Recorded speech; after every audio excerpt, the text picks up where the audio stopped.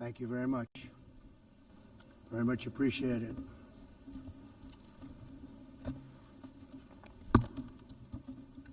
And I don't mind making this speech without a teleprompter, because the teleprompter is not working. I feel very happy to be up here with you nevertheless, and that way you speak more from the heart. I can only say that whoever's operating this teleprompter is in big trouble.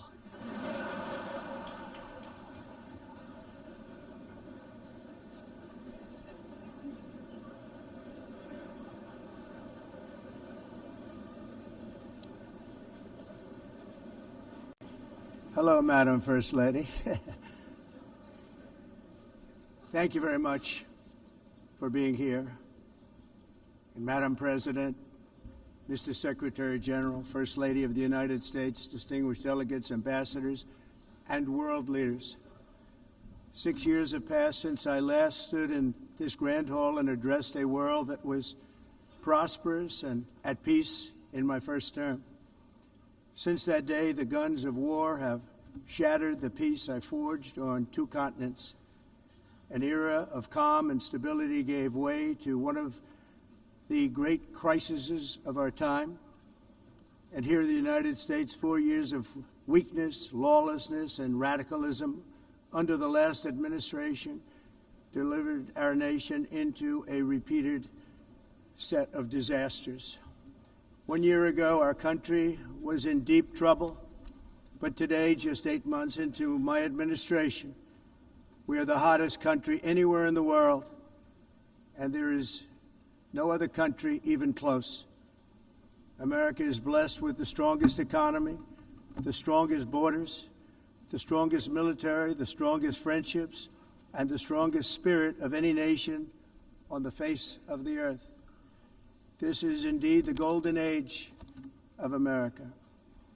We are rapidly reversing the economic calamity we inherited from the previous administration, including ruinous price increases and record-setting inflation like we've never had before. Under my leadership, energy costs are down, gasoline prices are down, grocery prices are down, mortgage rates are down, and inflation has been defeated. The only thing that's up is the stock market, which just hit a record high.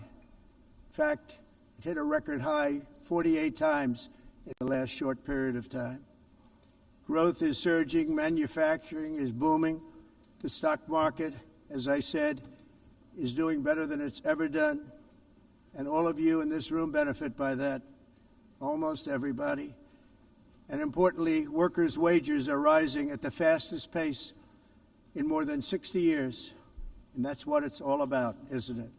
In 4 years of President Biden, we had less than $1 trillion of new investment into the United States.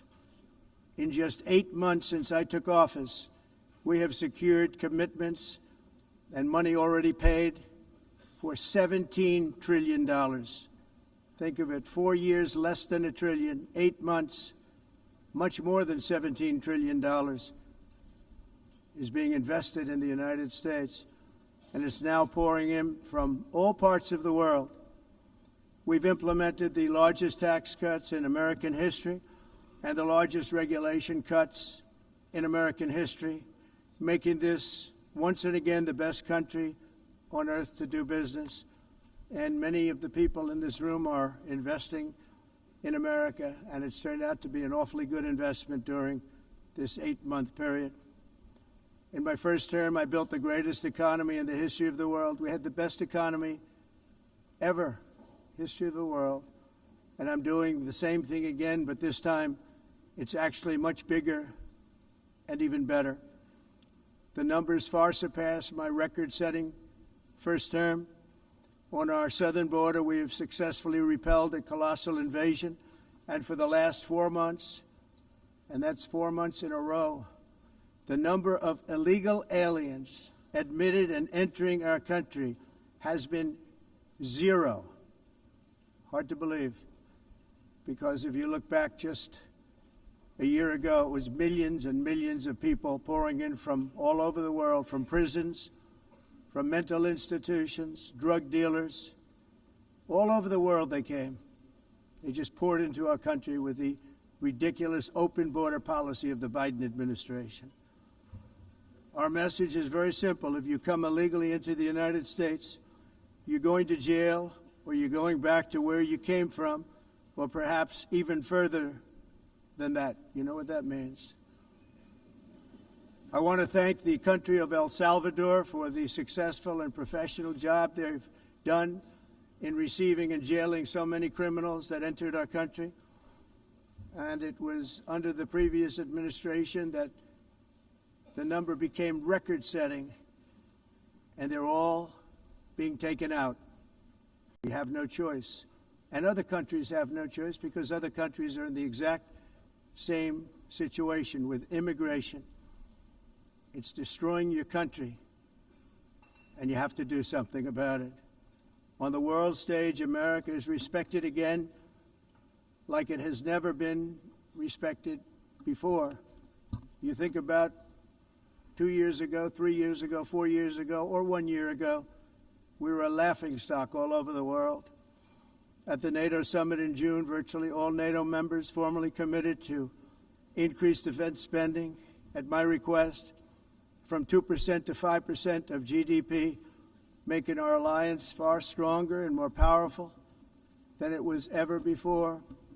In May, I traveled to the Middle East to visit my friends and rebuild our partnerships in the Gulf and those valued relationships with Saudi Arabia, Qatar, and the UAE, and other countries are now, I believe, closer than ever before. My administration has negotiated one historic trade deal after another, including with the United Kingdom, the European Union, Japan, South Korea, Vietnam, Indonesia, the Philippines, Malaysia, and many, many others. Likewise, in a period of just 7 months, I have ended 7 unendable wars. They said they were unendable. You're never going to get them solved. Some were going for 31 years, 2 of them, 31, think of it, 31 years. One was 36 years. One was 28 years. I ended 7 wars. And in all cases, they were raging with countless thousands of people being killed.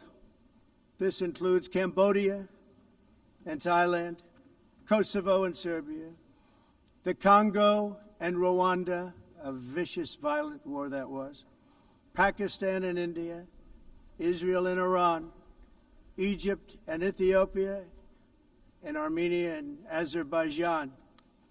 It included all of them.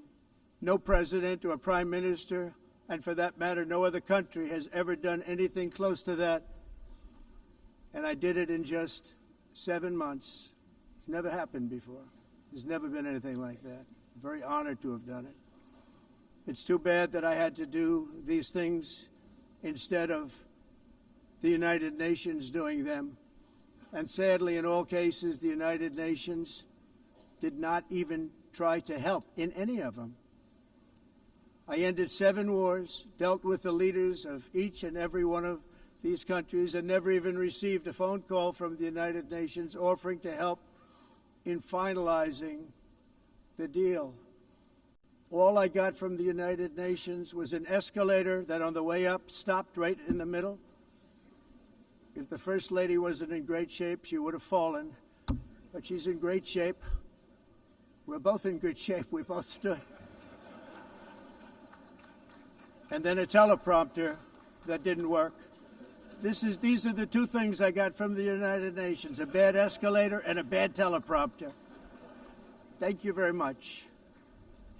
And by the way, it's working now. It just went on. Thank you. I think I should just do it the other way. It's easier. Thank you very much. I didn't think of it at the time because I was too busy working to save millions of lives. That is the saving and stopping of these wars. But later I realized that the United Nations wasn't there for us. They weren't there. I thought of it really after the fact, not during these negotiations, which were not easy.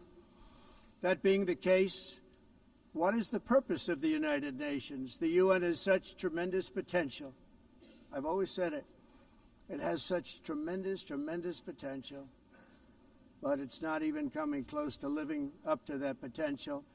For the most part, at least for now, all they seem to do is write a really strongly worded letter and then never follow that letter up. It's empty words, and empty words don't solve war. The only thing that solves war and wars is action.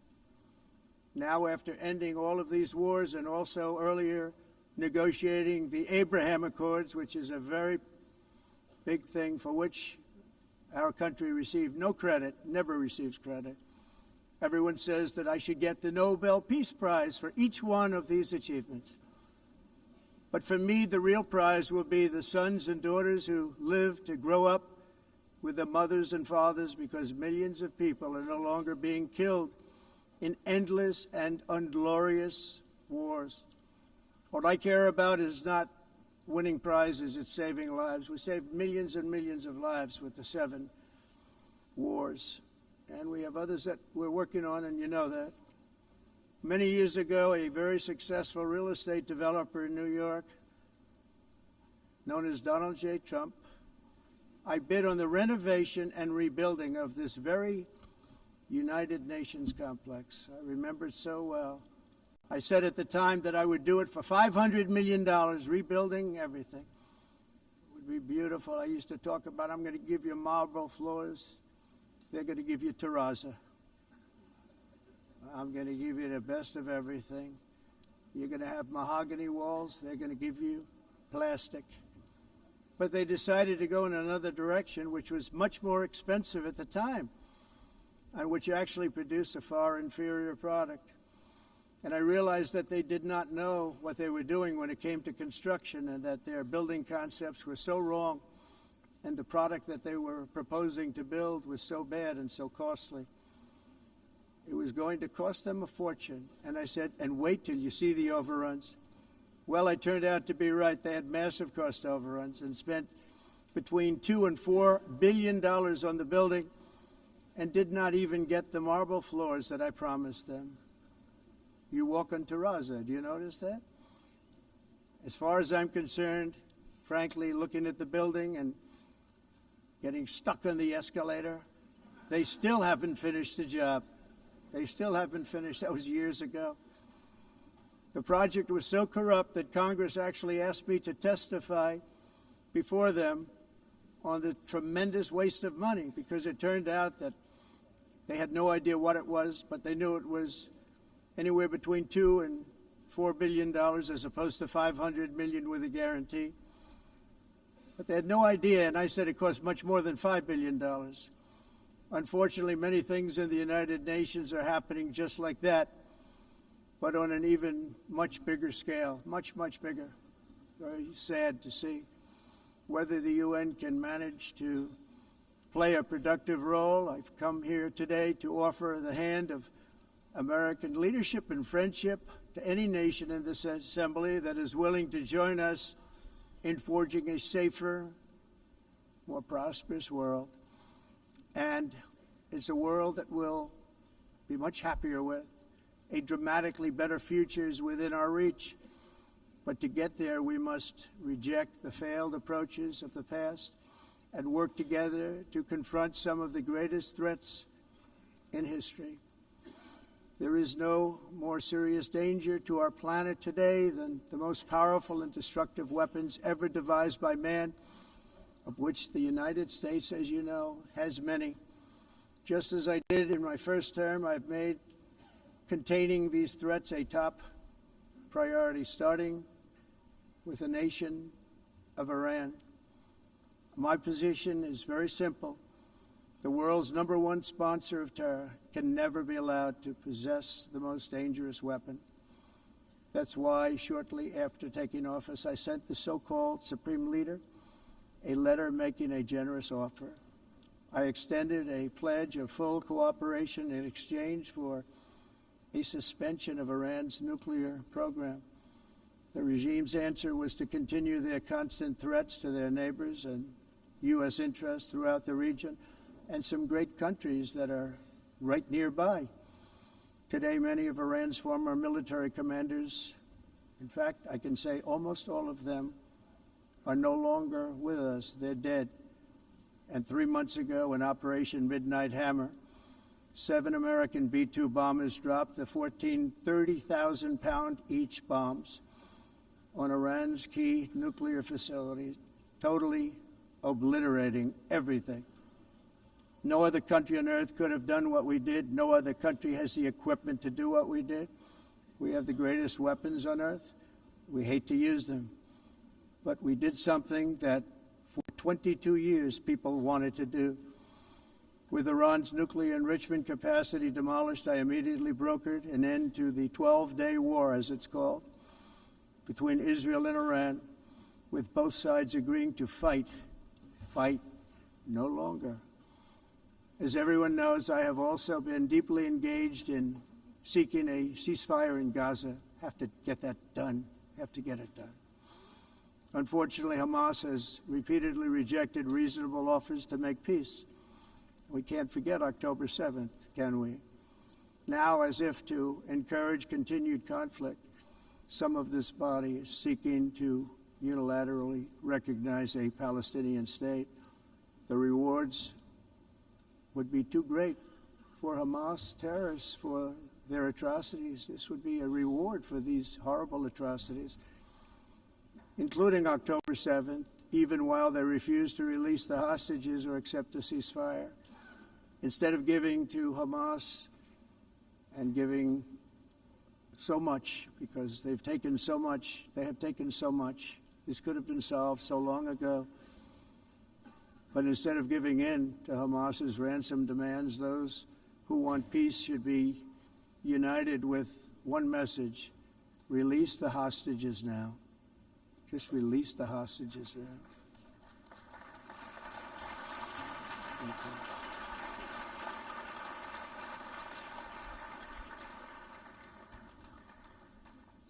Thank you. As we have got to come together, and we will come together, got to get it done. We have to stop the war in Gaza immediately. We have to stop it. We have to get it done.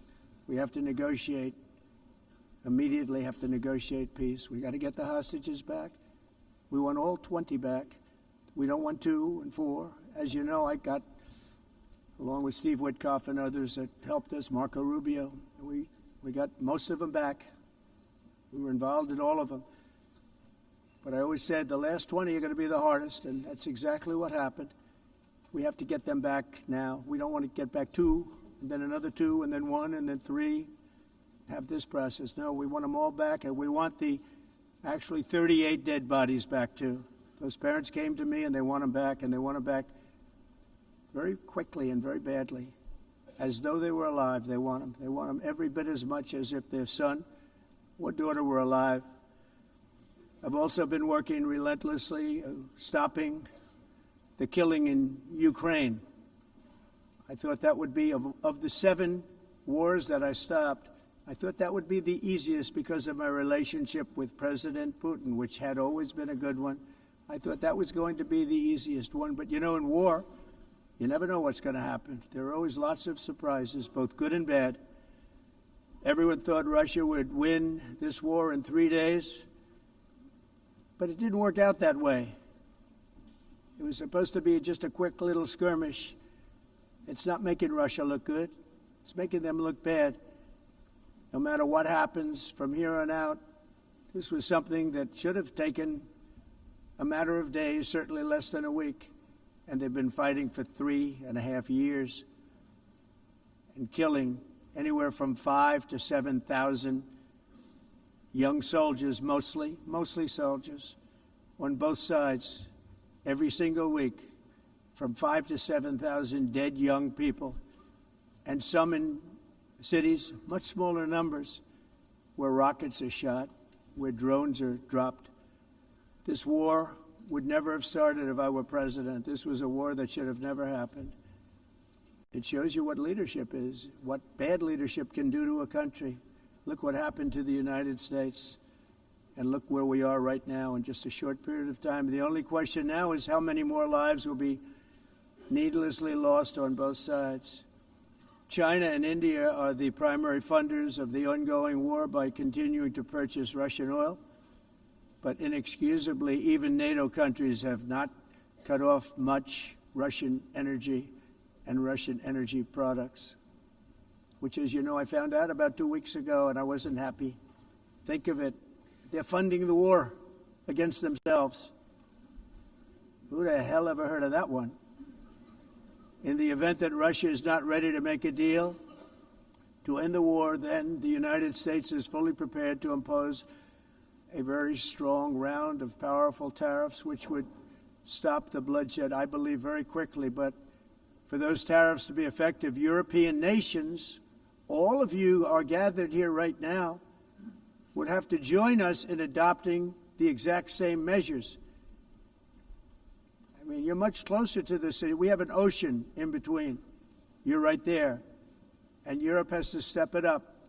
They can't be doing what they're doing. They're buying oil and gas from Russia while they're fighting Russia.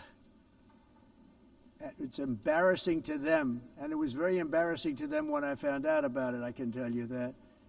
They have to immediately cease all energy purchases from Russia. Otherwise, we're all wasting a lot of time. So I'm ready to discuss this. We're going to discuss it today with the European nations, all gathered here. I'm sure they're thrilled to hear me speak about it, but that's the way it is. I like to speak my mind and speak the truth.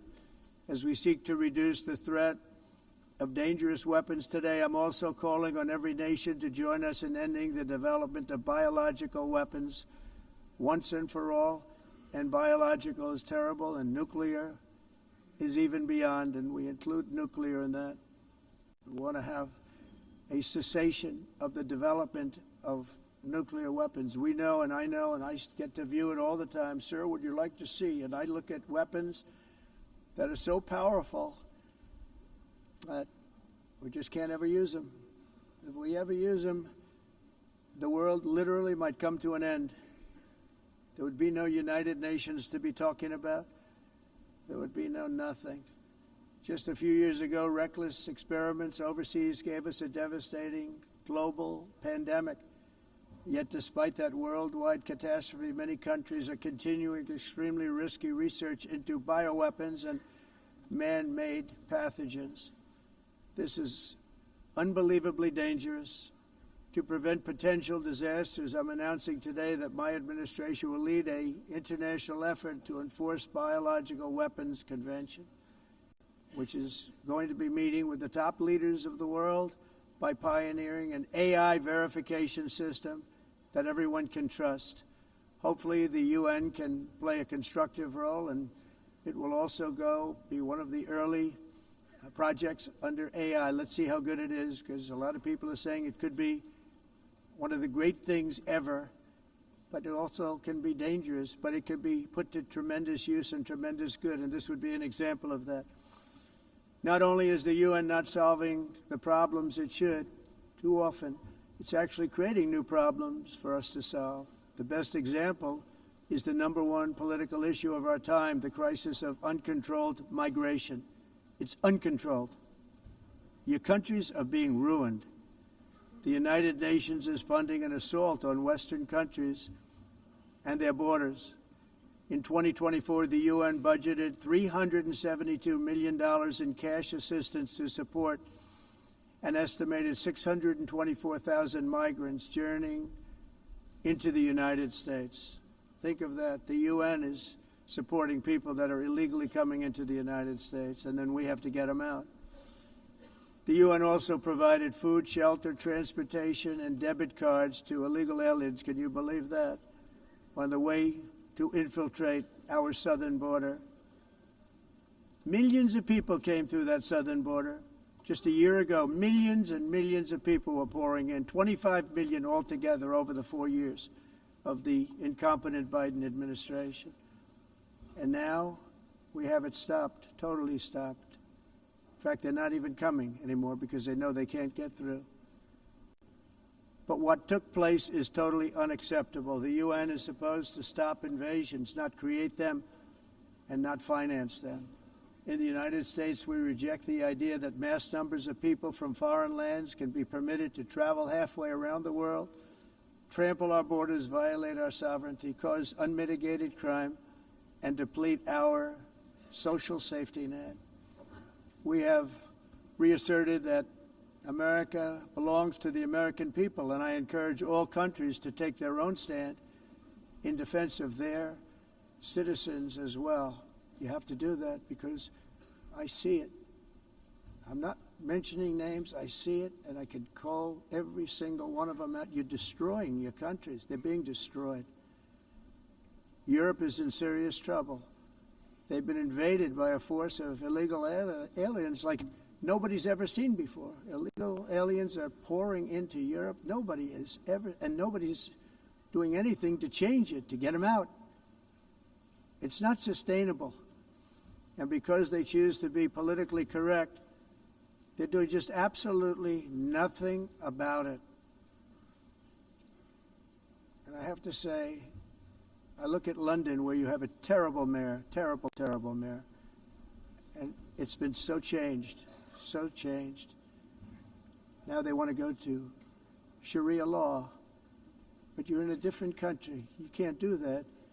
Both the immigration and their suicidal energy ideas will be the death of Western Europe if something is not done immediately. This cannot be sustained. What makes the world so beautiful is that each country is unique. But to stay this way, every sovereign nation must have the right to control their own borders. You have the right to control your borders, as we do now, and to limit the sheer numbers of migrants entering their countries and paid for by the people of that nation that were there and that built that particular nation at the time. They put their blood, sweat, tears, money into that country, and now they're being ruined. Proud nations must be allowed to protect their communities and prevent their societies from being overwhelmed by people they have never seen before, with different customs, religions, with different everything. Where migrants have violated laws, lodged false asylum claims, or claimed refugee status for illegitimate reasons, they should, in many cases, be immediately sent home. And while we will always have a big heart for places and people that are struggling and truly compassionate, answers will be given. We have to solve the problem, and we have to solve it in their countries, not create new problems in our countries. And we are very helpful to a lot of countries that are just not able to send their people anymore. They used to send them to us in caravans of 25,000, 30,000 people each. These massive caravans of people pouring into our country, totally unchecked and unvetted. But not anymore. According to the Council of Europe, in 2024, almost 50% of inmates in German prisons were foreign nationals or migrants. In Austria, the number was 53% of the people in prisons were from places that weren't from where they are now. In Greece, the number was 54%, and in Switzerland, beautiful Switzerland, 72% of the people in prisons are from outside of Switzerland. When your prisons are filled with so-called asylum seekers who repaid kindness, and that's what they did, they repaid kindness with crime, it's time to end the failed experiment of open borders. You have to end it now. See, I can tell you, I'm really good at this stuff. Your countries are going to hell. In America, we've taken bold action to swiftly shut down uncontrolled migration. Once we started detaining and deporting everyone who crossed the border and removing illegal aliens from the United States, they simply stopped coming. They're not coming anymore. We're getting a lot of credit, but they're not coming anymore. This was a humanitarian act for all involved, because on the trips up, thousands of people a week were dying. Women were being raped. Nobody's ever seen anything like it. Raped, horribly beaten, raped. On the trip up, the journey up, it was a long walk. It was a long, arduous journey, indeed. And it was also a historic victory against human trafficking throughout the region. What we did was a victory, and we saved so many lives of people that wouldn't make the journey. That journey was loaded up with death. loaded up with death. Dead bodies all along the roads of jungles. To get up, they go through jungles, they go through areas so hot you couldn't breathe. They were dying of suffocation, areas so hot that you couldn't breathe. Dead bodies all over. By them not coming, we're saving tremendous numbers of lives. My people have done a fantastic job in doing what they did, and the American public agrees with it. I mean, I was very proud to see this morning I have the highest poll numbers I've ever had. Part of it is because of what we've done on the border. I guess the other part is what we've done on the economy.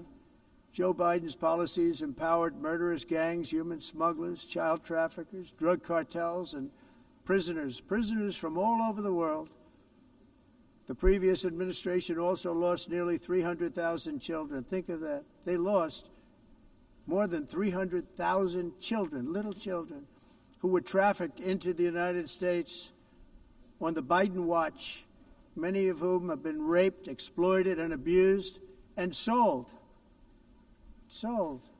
Nobody talks about that. The fake news doesn't write about it.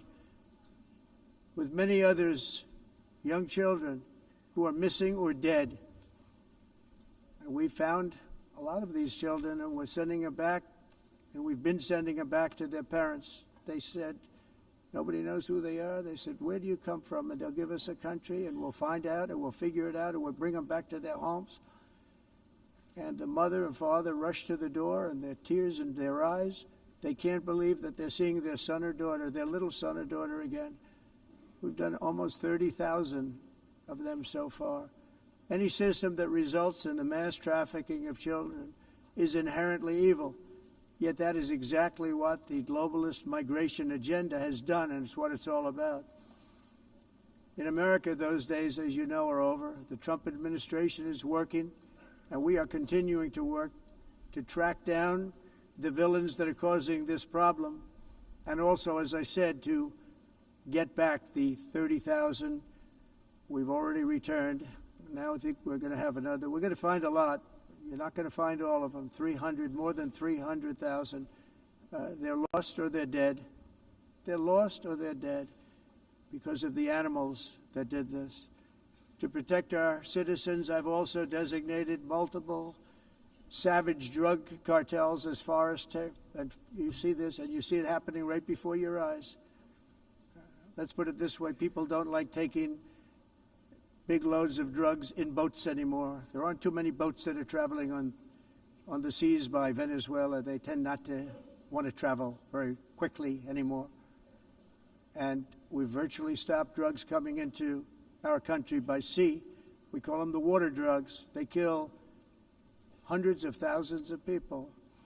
I've also designated multiple savage drug cartels as far as foreign terrorist organizations, along with two bloodthirsty transnational gangs, probably the worst gangs anywhere in the world, MS-13 and Tren de Aragua.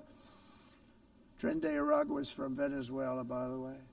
Such organizations torture, maim, mutilate, and murder with impunity.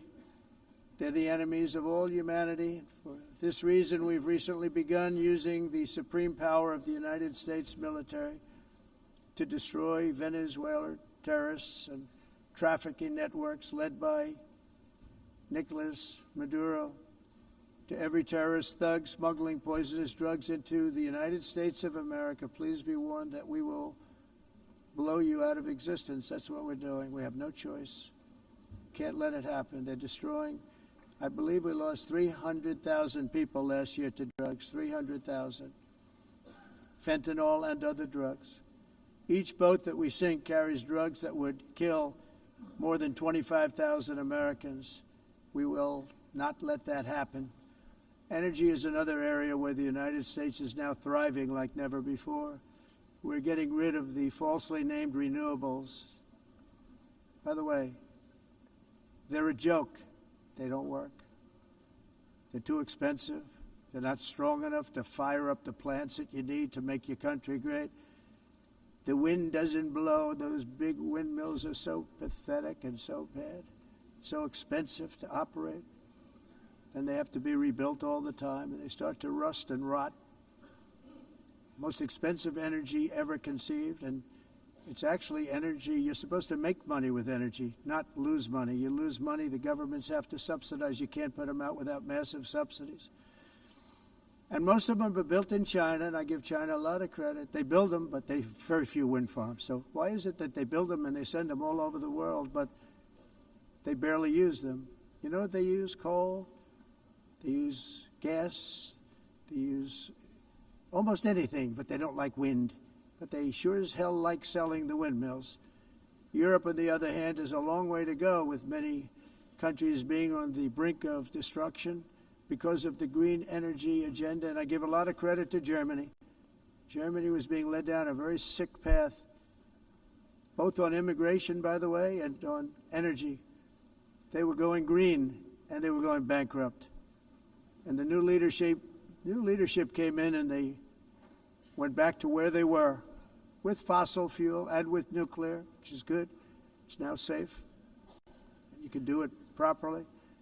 But they went back to where they were, and they opened up a lot of different plants, energy-producing plants, and they're doing well. I give Germany a lot of credit for that. They've said this is a disaster, what's happening.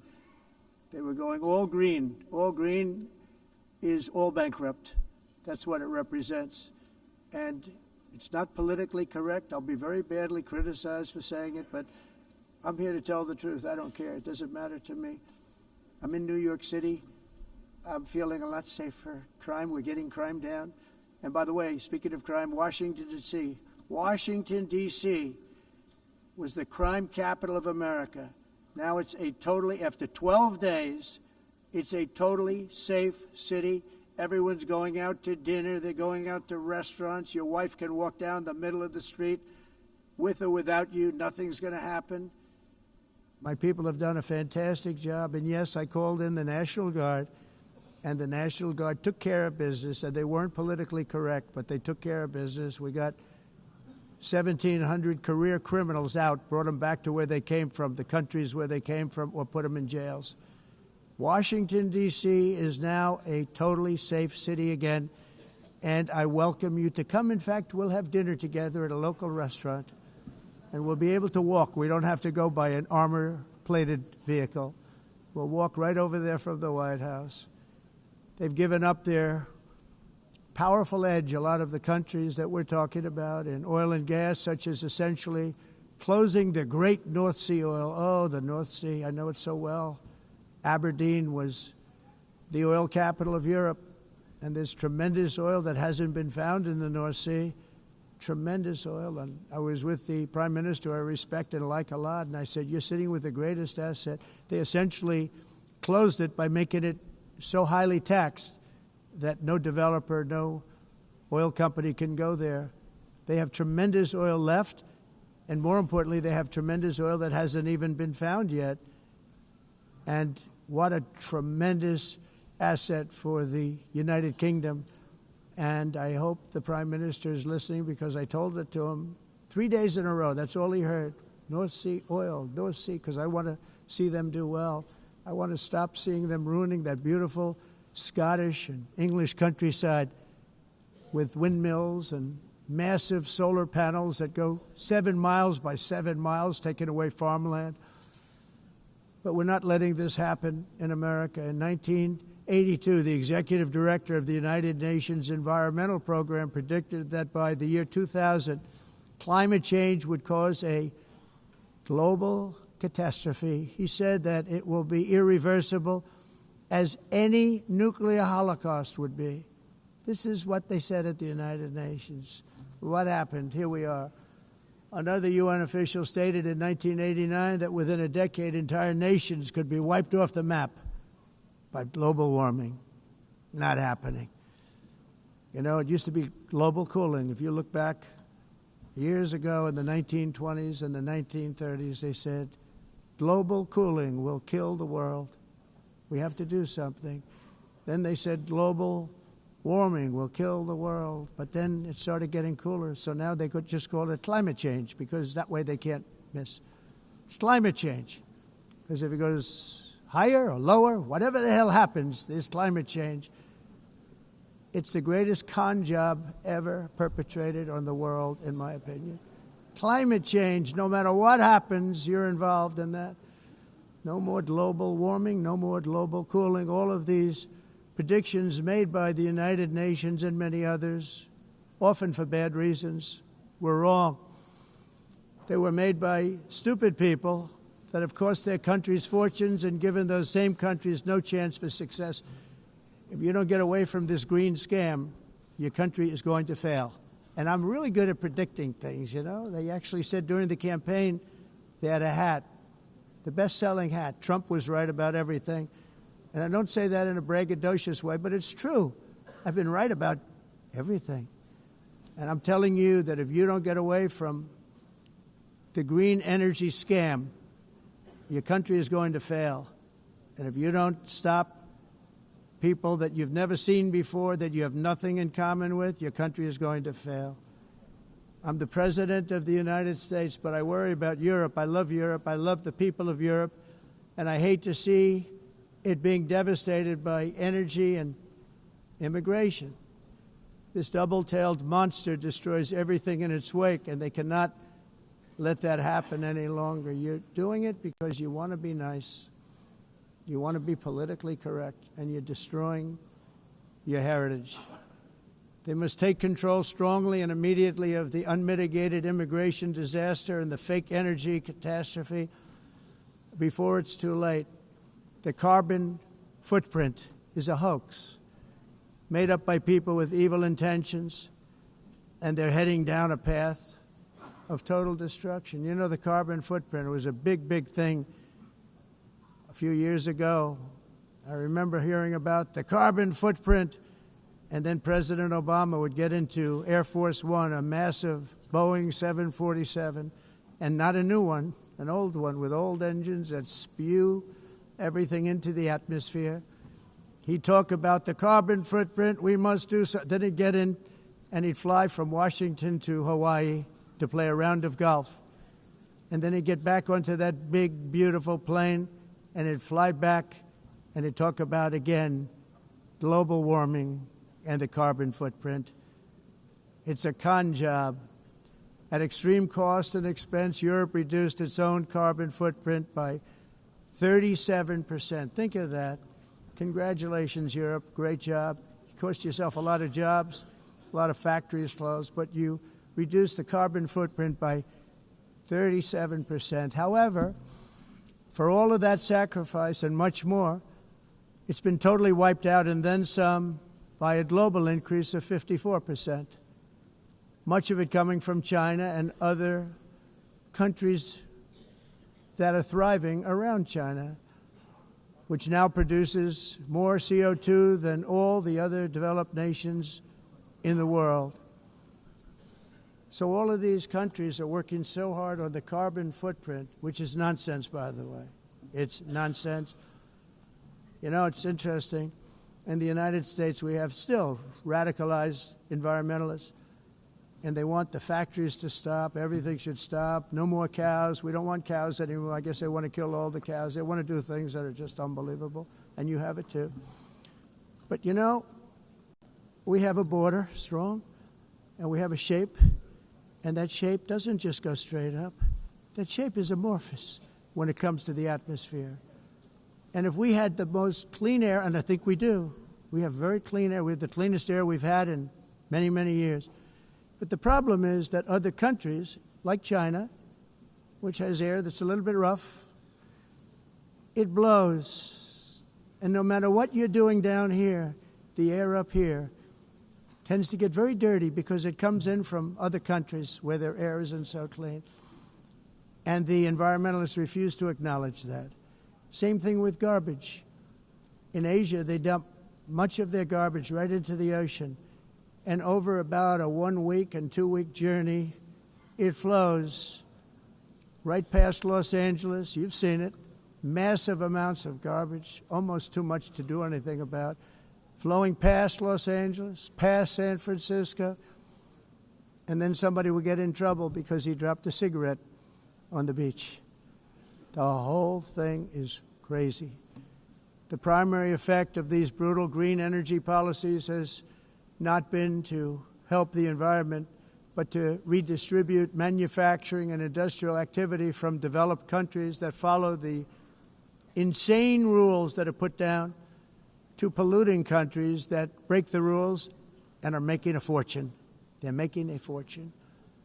European electricity bills are now 4 to 5 times more expensive than those in China and 2 to 3 times higher than the United States. And our bills are coming way down. You probably see that our gasoline prices are way down. You know, we have an expression, drill, baby, Nós drill. reduzimos os custos de energia porque nós faremos, como a expressão, vamos fazer tudo isso, reduzir os custos de energia e os custos diminuíram nos Estados Unidos. Por exemplo, se você olhar nos países em faturas de mas nós nos Estados Unidos conseguimos usar eles e evitar aumento da temperatura, porque é muito caro também usar nada e ninguém usa isso. The entire globalist concept of asking successful industrialized nations to inflict pain on themselves and radically disrupt their entire societies must be rejected completely and totally, and it must be immediate. That's why in America I withdrew from the fake Paris Climate Accord, where, by the way, America was paying so much more than every country.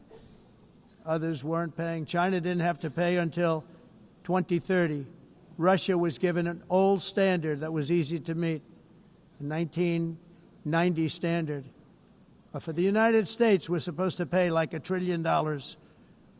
And I said, this is another scam. The fact is, the United States has been taken advantage of by the world for many, many years, but not any longer, as you probably noticed. I unleashed massive energy production and signed historic executive orders to hunt for oil, but we don't have to do much hunting because we have the most oil of any nation anywhere, oil and gas in the world. And if you add coal, we have the most of any nation in the world. Clean, I call it clean, beautiful coal. You can do things today with coal that you couldn't have done 10 years ago, 15 years. So I have a little standing order in the White House. Never use the word coal, only use the words clean, beautiful coal. Sounds much better, doesn't it? But we stand ready to provide any country with abundant, affordable energy supplies if you need them, when most of you do. We're proudly exporting energy all over the world. We're now the largest exporter. In the United States, we want trade and robust commerce with all nations, everybody. We want to help nations. We're going to help nations. But it must also be fair and reciprocal. The challenge with trade is much the same with climate. The countries that followed the rules, and all their factories have been plundered. It's really sad to watch. They've been broken. They've been broken by countries that broke the rules. That's why the United States is now applying tariffs to other countries, and much as these tariffs were for many years applied to us, uncontrollably applied to us. We've used tariffs as a defense mechanism under the Trump administration, including my first term, where hundreds of billions of dollars in tariffs were taken in. And by the way, we had the lowest inflation, and now we have very low inflation. The only thing different is that we have hundreds of billions of dollars flowing into our country. But this is how we will ensure that the system works for everyone and is sustainable into the future. We're also using tariffs to defend our sovereignty and security throughout the world, including against nations that have taken advantage of former U.S. administrations for decades, including the most corrupt, incompetent administration in history, the sleepy Joe Biden administration. Brazil now faces major tariffs in response to its unprecedented efforts to interfere in the rights and freedoms of our American citizens and others, with censorship, repression, weaponization, judicial corruption, and targeting of political critics in the United States. I have a little problem saying this because I must tell you, I was walking in and the leader of Brazil was walking out. We saw him and I saw him, he saw me, and we embraced. And then I'm saying, can you believe I'm going to be saying this in just 2 minutes? But we actually agreed that we would meet next week. We didn't have much time to talk, like about 20 seconds. They were in retrospect, I'm glad I waited because this thing didn't work out too well. But we did talk. We had a good talk, and we agreed to meet next week, if that's of interest. But he seemed like a very nice man, actually. He liked me, I liked him. But if you, and I only do business with people I like. When I don't like them, I don't like them. But we had, at least for about 39 seconds, we had excellent chemistry. It's a good sign. But also in the past, Brazil, can you believe this, unfairly tariffed our nation, but now because of our tariffs, we are hitting them back, and we're hitting them back very hard. As president, I will always defend our national sovereignty and the rights of American citizens. So I'm very sorry to say this, that Brazil is doing poorly and will continue to do poorly. They can only do well when they're working with us. Without us, they will fail, just as others have failed. It's true. Next year, the United States will celebrate the 250th anniversary of our glorious independence, a testament to enduring power and American freedom and spirit. We will also be proudly hosting the 2026 FIFA World Cup, and shortly thereafter, the 2028 Olympics, which is going to be very exciting. I hope you all come. I hope that countless people from all over the globe will take part of these will be great celebrations of liberty and human achievement, and that together we all can rejoice in the miracles of history that began in July 4th, 1776, when we founded the light to all nations. And it's something really that an amazing thing came out of that date. It's called the United States of America. In honor of this momentous anniversary, I hope that all countries who find inspiration in our example will join us in renewing our commitment, values, and those values, really, that we hold so dear together. Let us defend free speech and free expression. Let us protect religious liberty, including for the most persecuted religion on the planet today. It's called Christianity. And let us safeguard our sovereignty and cherish qualities that have made each of our nations so special, incredible, and extraordinary.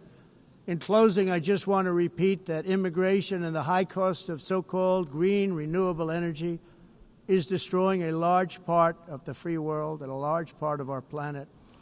Countries that cherish freedom are fading fast because of their policies on these two subjects. You need strong borders and traditional energy sources if you are going to be great again. Whether you have come from north or south, east or west, near or far, every leader in this beautiful hall today represents a rich culture, a noble history, and a proud heritage that makes each nation majestic and unique, unlike anything else in human history or any other place on the face of the earth. From London to Lima, from Rome to Athens, from Paris to Seoul, from Cairo to Tokyo and Amsterdam to right here in New York City, we stand on the shoulders of the leaders and legends, generals and giants, heroes and titans who won and built our beloved nations, all of our nations, with their own courage, strength, spirit, and skill. Our ancestors climbed mountains, conquered oceans, crossed deserts, and trekked over wide open plains. They charged into thunderous battles, plunged into grave dangers, and they were soldiers and farmers and workers and warriors and explorers and patriots. They built towns into cities, tribes into kingdoms, ideas into industries, and small islands into mighty empires. You're a part of all of that. They were champions for their people who never gave up and who never, ever gave in. Their values defined our national identities.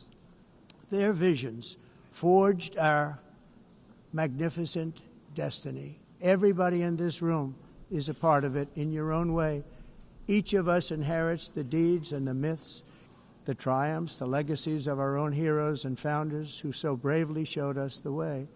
Our ancestors gave everything for homelands that they defended with pride, with sweat, with blood, with life, and with death. Now the righteous task of protecting the nations that they built belongs to each and every one of us. So together let us uphold our sacred duty to our people and to our citizens. Let us protect their borders, ensure their safety, preserve their cultures, treasure, and traditions, and fight for their precious dreams and their cherished freedoms.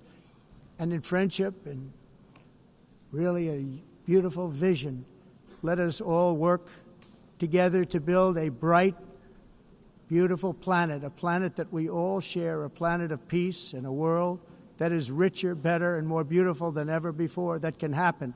It will happen. It will happen, and I hope it can happen and start right now, right at this moment. We'll turn it around. We're going to make our countries better, safer, more beautiful. We're going to take care of our people. Thank you very much. It's been an honor. God bless the nations of the world. Thank you very much. Bye.